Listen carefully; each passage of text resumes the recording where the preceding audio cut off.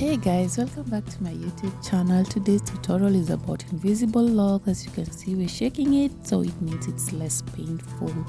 So here's the video. Kindly like, share, subscribe.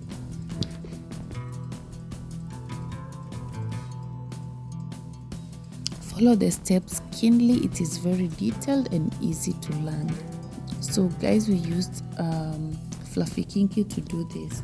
Keep on watching. If you're new here, kindly subscribe.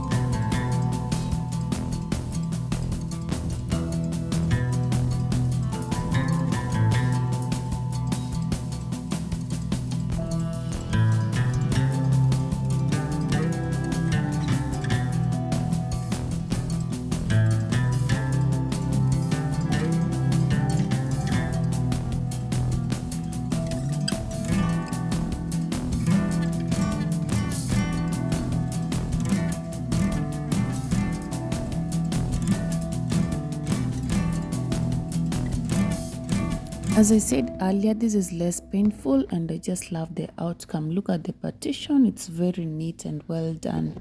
Thank you guys for staying here. Kindly